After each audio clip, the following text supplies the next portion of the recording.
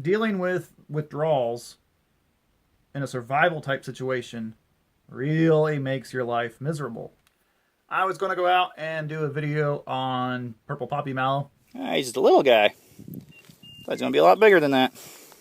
Right now is a good time to eat those things, and thought I'd show you how to identify them and that kind of thing. But the wind has kicked up. Those gusts have got to be 50 mile an hour. See the dirt here? Well, damn camera straight. They said it's supposed to be 20. They knocked me over, so there's no way I can deal with a camera out there in those winds. You wouldn't be able to hear me talk, and the wind would blow tripods over. So I want to do a video on addictions, and not so much on just the idea that you got to kick your addictions. I mean, everybody needs to do that. But the idea of dealing with an addiction on a grid down, SHTF type situation, whatever that is, dealing with withdrawals in a survival type situation really makes your life miserable. I don't consider myself to be an addictive personality. As far as I can think, whenever I've wanted to cut something out of my life, I've just done it. I was actually addicted to Mountain Dew for years. Started in high school. Probably even started in junior high if I actually thought about it. I always had one can a day in the afternoons, about 3 o'clock, 3:30, depending on when I could take a break. And, well, in high school it was 4:30 when I got home from school. But once I got out of high school, then 3:30 was a heck of a lot better time. Pretty soon it became, well, might have one right after lunch, and then have one at 3 o'clock. And then pretty soon it became basically not long after I got up, I was wanting one, and then at lunch, and then at 3 o'clock. And then it was becoming to the point where I wanted one when I got up, lunch, 3 o'clock, and when I got off work.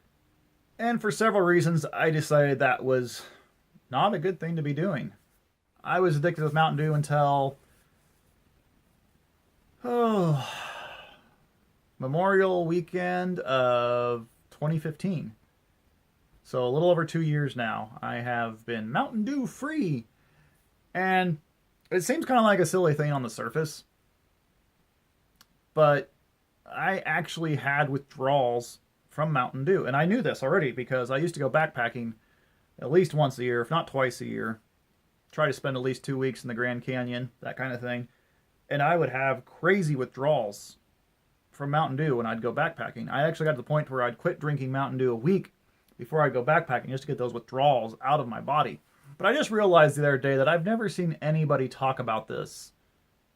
I don't think I've ever seen anybody talk about this. There might be a video floating around somewhere out there about addictions when you're dealing with a survival situation. And a survival situation may not just be, hey, I'm lost in the woods, the zombies are coming. I mean, any type of grid down situation. You got a big blizzard that rolls in, you can't get to the grocery store for 3 weeks, you run out of Mountain Dew, bam, you're starting to have withdrawals, you're getting grouchy, you don't want to do anything. It really affects your life. And having those symptoms, having those withdrawals, on top of just having to deal with the non-routine of your life at that point, is really a bad combination.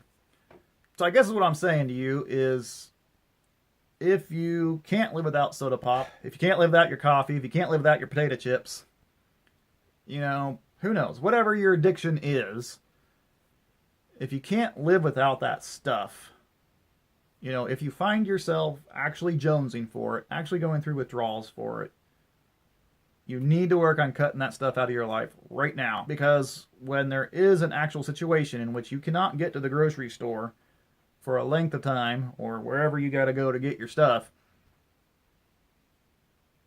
and you end up having withdrawals, you are going to be handicapped. That's basically what it amounts to. That's really about all I got to say about it. I really implore you to try to cut that stuff out of your life right now. It's probably good for your body to not have whatever you're addicted to. And it's also good for your mind to be able to get over whatever you're addicted to. Good self-control. And when you're in a survival situation, having good mind control, self-control, is going to be key to getting through that. It's going to help a lot if you are calm and not going through withdrawals, right? So hopefully I put the thought in your head that, you know, try to live without soda pop right now. Try to live without your potato chips right now. Try to live without your coffee right now. Do it now, and it's going to be a lot easier when that blizzard hits or the hurricane hits and you can't get to the store for a couple weeks or whatever it is to get your fix. All right? Keep your head on. Be prepared. But enjoy the moment.